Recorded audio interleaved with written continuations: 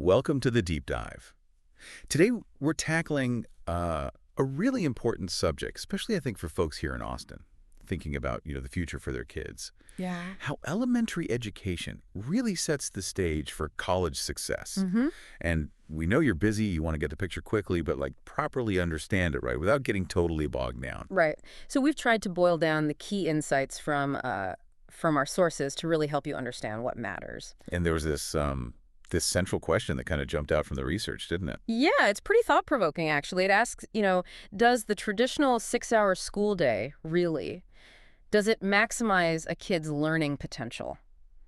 And that question seems to be sparking some really interesting stuff in Central Texas education. Alpha School is one example we looked at, a different approach. Exactly. So our goal today really is to pull out the most crucial bits from what we've gathered about picking a private elementary school here in Austin, but with that sort of long view towards college. We'll look at what makes some schools, maybe better at this and dig into one specific innovative model too. Sounds good. Where do we start? The early years. Yeah, let's dive in there. Why these early years are just so foundational. It's more than just like learning facts, right? Oh, absolutely. The neuroscience, it really backs this up. The pathways forming in the brain during elementary school, that's the groundwork for everything that comes later, learning-wise. Yeah. And get this statistic, the National Center for Education Statistics says that a really good elementary education bumps up the likelihood of finishing a college degree by 40%. 40%. Yeah. That's huge. And it's not just about, soaking up information at that age, is it? It's more like how kids learn to learn. Precisely. Elementary school is where those basic learning frameworks get built. And metacognitive skills, that's, thinking about your own thinking, how you tackle problems, that starts then. Right. So building those executive functions, early planning, staying organized, self-control, along with, genuine curiosity and feeling confident about learning, that really pays off down the road, doesn't it? The advantages just sort of stack up. They really do. Which, it leads to a tough question for parents, especially if you have those college aspirations for your kids. Yeah. Can you really afford not to invest in top-notch elementary education, the kind that really builds these core skills? That's a fair point. Sure. Now, when we say top-notch or quality, it's important to realize, I guess, that not all schools approach this the same way, especially for that college prep angle. That's a key distinction, yeah. Our sources pointed to several things that seem to be common in elementary schools that, consistently send kids off ready for college later on. Okay, like what? Well, one big one is mastery-based learning, making sure kids really get a concept before they move on. Right, so you avoid those gaps in understanding that can cause problems later. Exactly. Stops them snowballing. Makes sense. What else? Cultivating critical thinking, that's huge. It's way beyond just memorizing facts. It's teaching kids how to, dissect information, question assumptions, wrestle with complicated problems, skills you absolutely need for college. Definitely. And then there's personalized instruction, recognizing that, kids learn differently. Yeah. So tailoring the teaching, but also helping kids figure out how they learn best, that self-awareness is powerful. And it's not purely academics either, is it? The sources also talked about, the whole child. Yes, holistic development. Things like emotional intelligence, being physically well, getting along with others. That stuff really matters for navigating college and, frankly, life. True. And, we can't forget innovative teaching methods and using technology smartly. Digital literacy isn't just a bonus anymore. No, it's fundamental. It really is. So, okay, to make this more concrete, our sources actually looked at some specific private elementary schools right here in Austin. Right.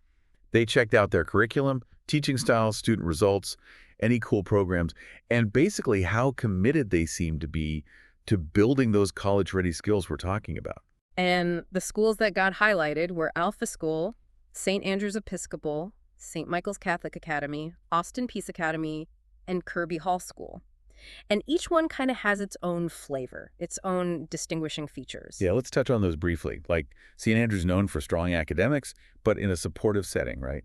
Big on critical thinking, math, science. And they even bring in ideas from brain science into their teaching.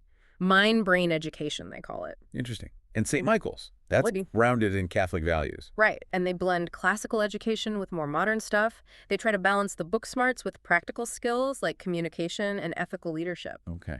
Austin Peace Academy, what's their angle? Big focus on STEM science, tech, engineering, math. They use inquiry-based learning, trying to get kids really good at analyzing things and solving problems. Gotcha. And Kobe Hall. That's more of a classical model. Small classes, big emphasis on literature, history, math, science, plus strong arts. They really aim to nurture critical thinkers, especially with strong verbal skills. Okay, so a range of good options. But the source materials seem to suggest that Alpha School, even among this group, kind of stands out with an approach that feels very deliberately engineered for college prep. Yeah, that's fair to say. Which brings us to their really unique thing, the 2-hour learning model. Right. Tell us about that. It sounds short. Well, it's compelling because it flies in the face of the traditional school day structure, And it's based on cognitive science research that actually supports more focused learning periods being more effective. Okay, so instead of spreading lessons out over 6, 7 hours? Exactly. Right. They pack the core academic subjects, math, reading, writing into the morning. The research suggests that's when kids' brains are typically sharpest for that kind of work. Is there research backing that up specifically? Yeah, the Learning Policy Institute found that focus blocks, maybe 90 to 120 minutes, can work better than dragging things out. And other research, like from the Journal of Educational Psychology, suggests elementary kids might only have peak focus for maybe 10, 15 minutes on a specific topic. Wow. Okay. So Alpha's shorter, concentrated model seems to align better with that. That's the idea, yeah. It seems more in tune with how kids' brains actually operate at that age. So what are the claimed benefits then, according to the sources? Well, Alpha School reports better retention, for one. Kids remember stuff better because they're learning it during those peak focus times. They apparently track this with their own assessments. Okay. Better memory. What else? They also report superior mastery rates. Their students apparently do better than peers on standardized tests, especially in math and reading. Interesting. And another one is less cognitive fatigue. You know that afternoon slump? Oh, yeah. By getting the heavy academic lifting done in the morning, they seem to avoid that drop-off in attention and energy that plagues a lot of traditional classrooms. That makes intuitive sense. And maybe one of the coolest parts, finishing academics early frees up the whole afternoon. Right, for what? For developing other really critical skills.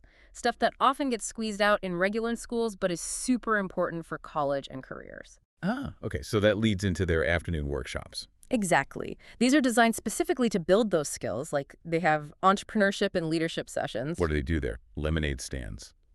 Maybe. But more like identifying opportunities, managing projects, guiding a team, developing that kind of proactive entrepreneurial mindset, Okay, got it. More than just lemonade. What other workshops? Critical thinking and problem solving. They give kids messy, open-ended problems to tackle. Stuff without easy answers. Pushing them to think differently. Yeah, encouraging divergent thinking. Exactly the kind of mental flexibility colleges love. And communication skills, you mentioned that earlier. Big focus. Workshops on articulating ideas clearly, public speaking, persuasive writing, how to actually connect with an audience. Really practical stuff. Definitely practical.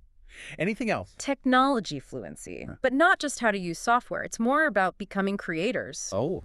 Yeah, like basic coding principles, digital media production, moving beyond just being passive consumers of tech. Wow. So it's this combination then, the focused academics in the morning, Right. and then this really targeted skill building in the afternoon. Yeah, it creates this synergy, maybe, cultivating skills that colleges really look for, sometimes even more than just test scores. And you mentioned this is grounded in research. It's not just a random idea they had. No, definitely not random. The whole approach, they say, is rooted in evidence.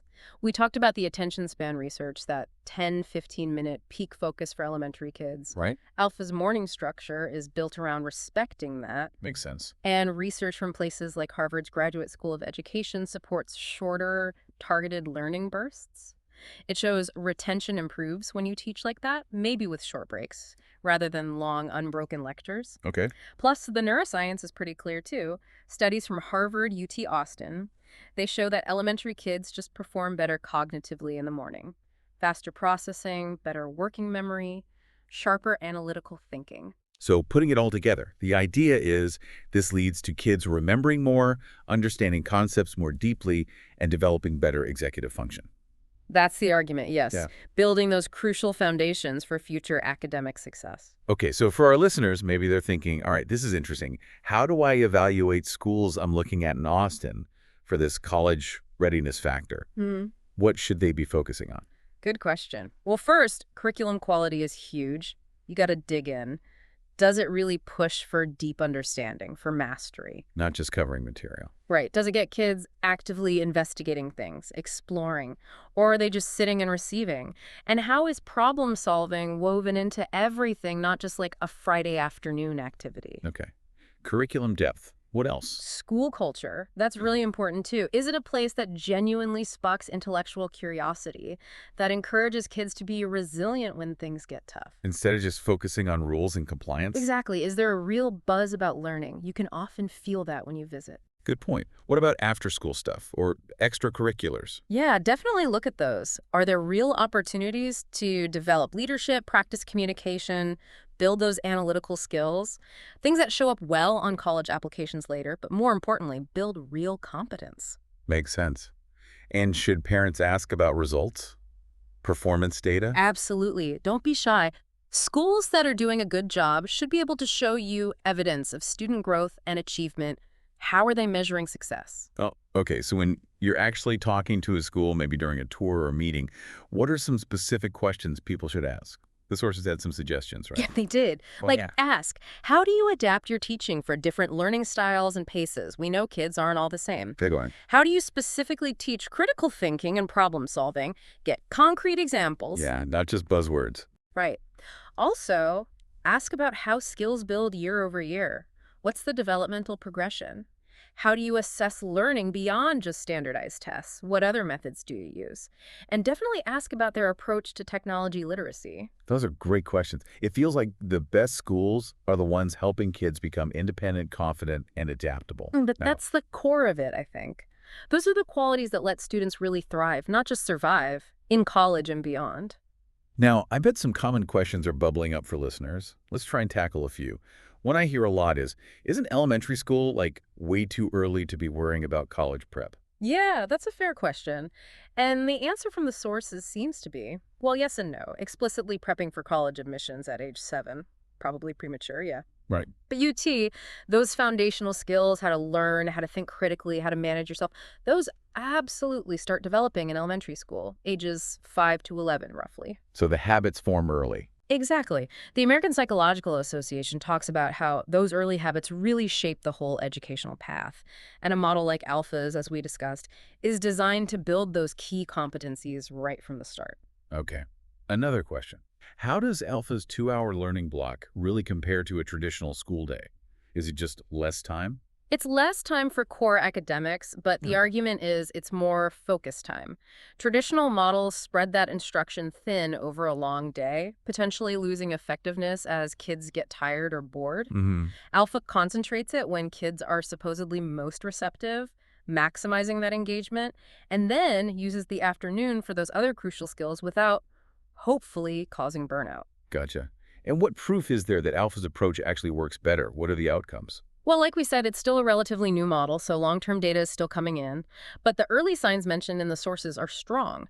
Alpha kids apparently score really high on standardized tests like 92nd percentile or above. That's impressive. And maybe more interestingly, psychological evaluations suggest they show learning habits like being self-directed that you usually see in older, middle, or high school students. Those are definitely promising indicators. Okay. What about balancing rigor with, just letting kids be kids, the developmental needs part? Can a model like Alpha do that? That's the tightrope walk, isn't it? Their approach seems designed for that balance. It aims to be challenging but also nurturing. By basing it on cognitive science, the idea is that the structure itself supports development. So, intense academics in the morning, but then afternoons focused on emotional skills, practical skills. Right, making it more holistic than maybe a traditional system that can sometimes feel purely focused on academics, especially in the later elementary years. And the final big question parents might have, where do Alpha graduates actually go to college? Yeah, the million-dollar question. Since it's newer, they don't have a long list of college placements yet. But the sources say their grads are getting into well-respected middle and high schools known for strong college placement records themselves. So the expectation is that these kids are building the kinds of profiles, strong academics, plus those broader skills that selective colleges are increasingly looking for. Right. So, wrapping this all up, it seems pretty clear that the choices made in elementary school really do matter for the long haul, for that academic journey. It's not hype. No, it really lays the foundation. And Alpha School provides a fascinating example of trying to innovate based on science, optimizing learning time, building those broader skills. It's a different way of thinking about it. So as you look at the private elementary options here in Austin, we'd encourage you to look past just the surface level stuff. Really dig into how well each school fosters those lasting skills. Critical thinking, learning independently, communicating effectively, bouncing back from challenges. Resilience, yeah. Which leads to maybe a final thought for you to chew on. Okay? Is your child's educational start going to be based on sort of how it's always been done? Or are you willing to explore models that are maybe more tuned into how kids' brains actually learn best? It's a good reminder that college prep, in a way, starts much, much earlier than we might think. It really does. Well, hopefully this deep dive gave you some useful things to consider. Thanks so much for tuning in.